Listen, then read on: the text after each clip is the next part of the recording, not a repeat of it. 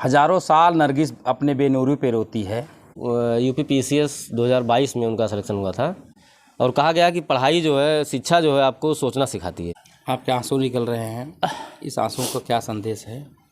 दर्द भी है, खुशी भी है, दोनों है, क्या कर सकते हैं हम। पढ़ते रहिए, किताबों से दोस्ती कर लीजिए, किताबें ही आपको आगे ले जाएंगी। छोटे थे जब क्लास 1-2 में पढ़ते थे तब डांटे थे हम, उसके बाद कोई मौका नहीं दिया डांटने का। हर बच्चों को यही शिक्षा देते हैं कि पढ़ाई लिखाई करो, बाबा साहब के नक्शे कदम पर चलिए।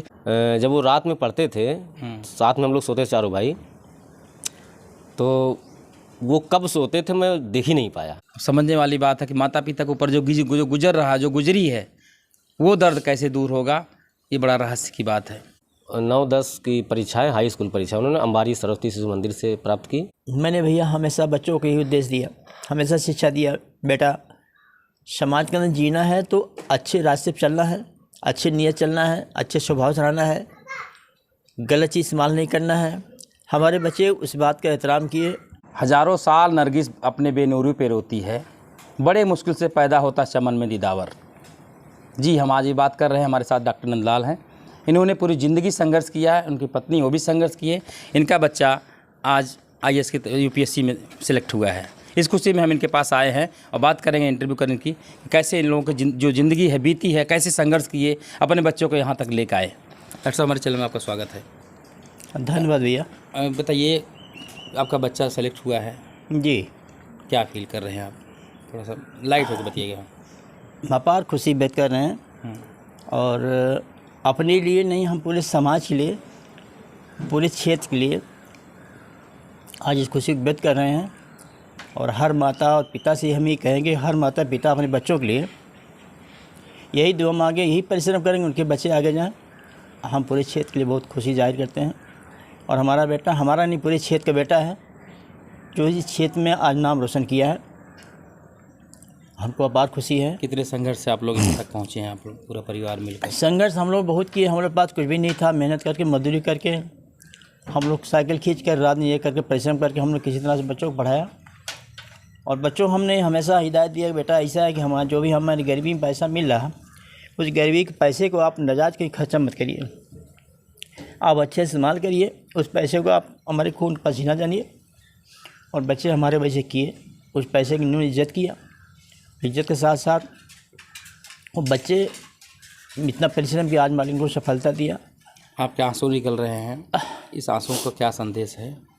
दर्द भी है, खुशी भी है, दोनों है, क्या कर सकते हैं हम। आत्मंदर दोनों चीज़ हमारे दर्द से दोनों है। देखिए भैया, डॉक्टर साहब नहीं कह पा रहे, अभी कुछ ही दिन पहले इनका एक बेटा नहीं रहा इस दुनिया में। वो डॉक्टर वो भी थे, एक्सपायर कर गए एक्सीडेंट में। और इसी नाते डॉक्टर साहब की, और उसके बाद ये बेटे की खुशी मिली जो अधिकारी हुआ है, तो इस बात नाते इनकी खुशी दोनों तरफ है। अब एक बेटे की पीड़ा है, एक बेटे की खुशी है, कैसे साझा करें बगल में इनकी। अब हम खुद इस मामले में बहुत ज़्यादा नहीं कह सकते, लेकिन यही बात है कि संघर्ष है, जब आता है तो बहुत हलचल आता है। आने वाले समय बहुत सुखद होगा और इन लोगों का भविष्य बहुत ब्राइट है। लेकिन दिक्कत जो बेटा नहीं रहा और बेटा जो किया, इस समाज को संदेश देना कि कैसे हम लोग संघर्ष करने वाले लोग हैं, आज कहाँ पहुँचे हुए हैं। डॉक्टर साहब, आप परेशान मत हो इस बात को लेकर, समाज आपके साथ, सब लोगों ने आपके साथ खड़े रहे। अब जो होने को नहीं मंजूर, क्या कर सकते हैं उसको। मैं यही कहूँगा समाज के लिए, अपने जैसे अपने बच्चों को पढ़ाया है, संघर्ष किया है, क्या क्या गुण सिखाए हैं, क्या समझा के भेजे पढ़ने के लिए, ये जनता को, देश को बताइए। मैंने भैया हमेशा बच्चों को यही उद्देश्य दिया, हमेशा शिक्षा दिया, बेटा समाज के अंदर जीना है तो अच्छे रास्ते पर चलना है, अच्छे नियत चलना है, अच्छे स्वभाव से रहना है, गलत चीज़ इस्तेमाल नहीं करना है। हमारे बच्चे उस बात का एहतराम किए और मेरे पसीने कमाई के पैसे को बच्चों ने इस्तेमाल किया। आज ही हमारे बच्चे उस लायक हुए, भगवान ने आप लोगों आशीर्वाद से उस रास्ते पहुँचाए। और आप लोगों से आग्रह करता हूँ, आप लोग भी परिश्रम कर अपने बच्चों वहाँ तक पहुँचाइए, हमें अपार खुशी मिलेगी। भाभी, आप क्या संदेश देंगी और माओ के लिए? आपने जो आप आंगनवाड़ी कार्य करती हैं, पूरी ज़िंदगी आपने भी काम किया है बच्चों को पढ़ाने के लिए, कैसे भेजती थी स्कूल बच्चे को? क्या करें, हम तो खुद परेशान हैं, मुँह से निकल ही नहीं रही, क्या बताएं। आज आप खुश नहीं हैं? क्यों नहीं खुश हैं, खुश तो हैं, बहुत खुश हैं, लेकिन उसके साथ दुख भी है ना। बेटा होता, आज बेटा सामने होता तो हमको कितनी खुशी होती है।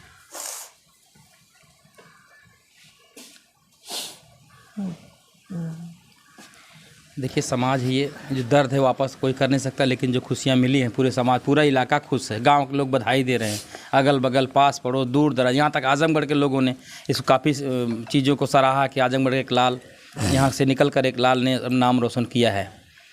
समझने वाली बात है कि माता पिता के ऊपर जो गुजर रहा, जो गुजरी है, वो दर्द कैसे दूर होगा, ये बड़ा रहस्य की बात है। भैया आपका भतीजा हुआ है अधिकारी, क्या कहेंगे इस पर?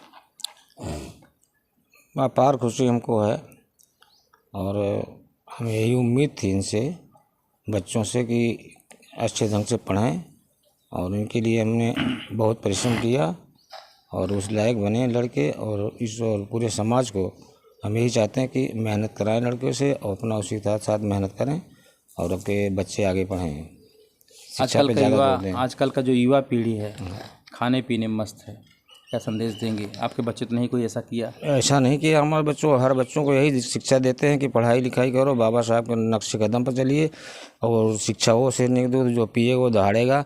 हमारे बच्चे उस तरह से मेहनत किए, उनकी दहाड़ दिखाई पड़ी, दिखाया, और उनका जो है हमारे उनका आभार व्यक्त करते हैं और पूरे समाज को यही संदेशा देते हैं कि सब अपने बच्चों को पढ़ाएं और आगे ले जाएं। हमारे साथ मास्टर संदीप जी हैं। ये बताइए संदीप जी, राहुल को आपके बचपन छोटे रहे आपसे, जी कैसे देखते थे आप? इतना होनहार लड़का कैसे हो गया है? जी बिल्कुल, वो दरअसल उनके अंदर ऐसी प्रतिभा थी, बचपन से ही झलक रहा था वो लड़का कुछ करेगा। आज वो देखने को मिला, हमें बहुत खुशी हुई सुन के। जी कोई ऐसी गलती जो राहुल के जहाँ आपको डांटना पड़ा? बच्चे तो गलती करते ही हैं लेकिन डांटना पड़ता ही उन लोगों को। तो जब छोटे थे, जब क्लास 1-2 में पढ़ते थे तब डांटे थे हम, उसके बाद कोई मौका नहीं दिया डांटने का उनको। जी संभल गए। जी बिल्कुल। आप भी घर में रहते थे, पढ़ाते, जब आप भी पढ़ाते थे उन लोगों को? जी। आते थे तो कुछ चेक करते थे किताब उताब? कभी ये नौबत ही नहीं आई चेक करने की। वो जब पढ़ते थे, मैंने सच बताऊं मैं आपको, जब वो रात में पढ़ते थे, साथ में हम लोग सोते थे चारों भाई, तो वो कब सोते थे मैं देख ही नहीं पाया। रात में मेरी नींद जब भी खुलती थी, 2 बजे खुलती थी, देखता था पढ़ता ही मिलता था मुझे। मैं कब सोया मुझे जान ही नहीं पाया आज तक। एक उनसे बड़े हैं पवन, वो भी एकदम सेम उन्हीं की तरह हैं। जी बिल्कुल। क्या संदेश देंगे आप?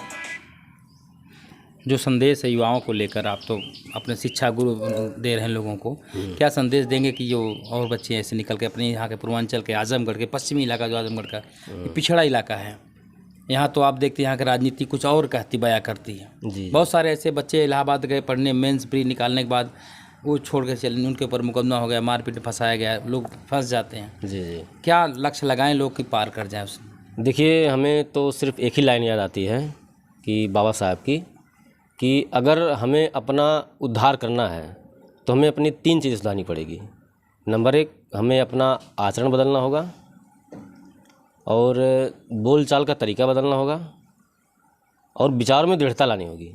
ये तीनों चीज़ें कब होगी? जब आप पढ़ेंगे। बिल्कुल। और पढ़ेंगे तो आगे बढ़ना ही है। और कहा गया कि पढ़ाई जो है, शिक्षा जो है, आपको सोचना सिखाती है। बिल्कुल। हाँ, तो तर्क करेंगे आप, जहाँ भी रहेंगे आप हर क्वेश्चन का जवाब देंगे और सही। बिल्कुल बिल्कुल सर, यही है। तो हम यही कहेंगे कि बाकी आप लोग पढ़िए, पढ़ते ही रहिए, जब भी मौका मिले पढ़ते रहिए। किताबों की लोग पढ़ते हैं, पढ़ते रहिए, किताबों से दोस्ती कर लीजिए, किताबें ही आपको आगे ले जाएंगी, बाकी ऐसा कुछ नहीं है। धन्यवाद संदीप जी। और इनके जो परिवार के लोग थे, गांव अगल बगल के लोग थे जी, वो लोग किस नज़रिए से राहुल को देखते थे? गांव वाले, दरअसल बताऊं आपको सही तो, गांव में वो रहते ज़रूर थे यहाँ पे, लेकिन कभी वो गांव में घूमा ही नहीं जी। अपने काम से काम रखते थे, मतलब स्कूल से घर आना, घर आने के बाद सिर्फ काम करना, घर का काम करने के बाद सिर्फ पढ़ने बैठ जाना। कहाँ पढ़ाई उन्होंने किया प्राइमरी से लेकर यहाँ तक? उनकी प्राइमरी वाली शिक्षा हुई थी सरायमीर शिशु मंदिर, और 8 तक वहाँ पढ़े थे सरायमीर शिशु मंदिर से। उसके बाद ये 9-10 की परीक्षाएं, हाई स्कूल परीक्षा उन्होंने अंबारी सरस्वती शिशु मंदिर से प्राप्त की। और इंटर उन्होंने किया इलाहाबाद शिशु मंदिर, वो भी था सरस्वती विद्या मंदिर था, जहाँ पे एडमिशन मैंने ही जाकर करवाया था वहाँ पे। तो उसके बाद वहाँ गए, इंटर वहाँ से कंप्लीट किए, वहाँ से उनका आईआईटी में सिलेक्शन हो गया था और उनको ट्रेड मिल रहा था एरोस्पेस वाला। तो पवन भाई ने बताया कि ये ठीक नहीं है और आप तैयारी कर लो। तो तैयारी किए तो यूपीटीयू में उनका निकला। तो लखनऊ से वो कौन सा विद्यालय है, अरे वो अब्दुल कलाम करके है टेक्निकल कॉलेज, जो सरकारी वाला है, वहाँ से उन्होंने बीटेक किया सिविल से। उसके बाद उनका कैंपस भी शायद हो गया था, तो चाचा जी मना किए कि बेटा मत करो, जाओ सिविल की तैयारी करो। तो उनको दिल्ली भेज दिया गया और पहली बार उन्होंने कोचिंग किया, पहली बार में नहीं निकला, दूसरी बार से उनका निकलना शुरू हो गया। अच्छा जी, निकलना शुरू हो गया। तो इसके पहले वो कोई किसी खादी ग्राम उद्योग में क्या रहे? हाँ, वो यूपी PCS 2022 में उनका सिलेक्शन हुआ था और उनको जिला ग्राम उद्योग अधिकारी के पद पे तैनात थे अकबरपुर में। वहाँ से ट्रांसफ़र हो गया, चले गए लखनऊ। फिर वहाँ भी तैयारी की? वहाँ भी तैयारी, वहाँ नौकरी भी करते थे, तैयारी भी करते थे। डॉक्टर साहब के बाटियावा फिर हो गया। बात हुई, होने के बाद आपकी बातचीत हुई? बातचीत तो हुई थी, हाँ बात हुई थी बहुत। वही बोले उनके ऑफिस में दरअसल मतलब लोग बधाई दे रहे थे, तो ज़्यादा बात हो नहीं पाई। बोले कि भैया शाम को फ़ोन करेंगे, तो शाम को हम लोग थोड़ा लेट हो गया, फ़ोन नहीं कर पाए। बात भी बात होती रहती है। जी। धन्यवाद।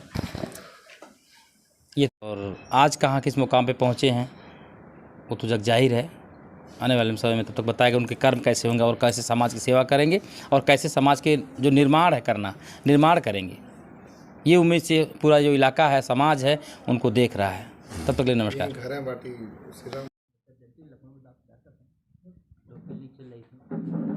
बहुत अच्छा लगा। कोरोना काल लड़का हमारे साथ में था। 6 बजे हम लोग बैठते थे, 11-12 बजे रात तक हम लोग मरीज देखते थे। लेकिन हमने जैसे आज 10 रुपया धंधा किए, तो उस समय मैंने 10 रुपया धंधा किया, हमने काफ़ी